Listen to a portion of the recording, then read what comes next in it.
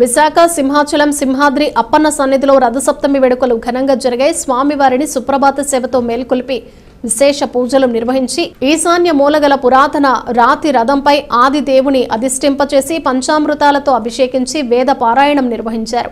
భక్తులు అధిక సంఖ్యలో పాల్గొని స్వామివారిని దర్శించుకున్నారు. స్వామివారు భక్తులకు సూర్యనారాయణ స్వామి అవతారంలో దర్శనమిస్తున్నారు. ఏడాదిలో రథసప్తమి రోజే రాతి రథంపై దర్శనమివ్వనున్నారు.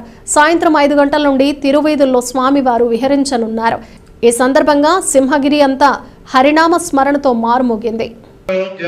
ऐश्वर्याभ्यर्थम अस्मिन् ग्रामे स्थितानां ब्रह्म क्षत्रिय वैश्य शूद्रा सर्ववर्णानां व्याधिद्वरदुर्भिक्षणार्थराजवाधादि सर्वोपद्रवशान्त्यर्थं समस्तमङ्गला अवाप्त्यर्थं इहलोके अग्निभुवान् भूत्वा श्रीविष्णुलोके सारूप्य सामेप्य सायुज्याभीष्टपरमोक्ष साधनार्थं भगवन्मन्त्र साधनैः भगवदधीरोऽहं भगवन्मुखोहित श्री पाञ्चरात्र दिव्यागम शास्त्र प्रचारेण अस्मिन् क्षेत्रे प्रहलादादि भक्त संरक्षणार्थं ध्रुवकौतिकस्तवनोत्सवबलसेन विरात्मकादि षड्विग्रहैः अर्चावतारूपेण अवतीर्णस्य काश्यपगोत्रोद्भवस्य श्रीभूनीलासमेत श्रीवराहलक्ष्मी नृसिंह भगवन्तमुद्दिश्य गंगा गोदावरीयोर्मध्यदेशे श्री सिंहाचल क्षेत्रे अस्मिन् वर्तमान व्यावहारिक चान्द्रकालेन प्रभवादि षष्ठ संवत्सराणां मध्ये शुभकरण एवं विशेष विशिष्टायाम् अस्यां शुभतिथौ अस्य स्नानाचार्यस्य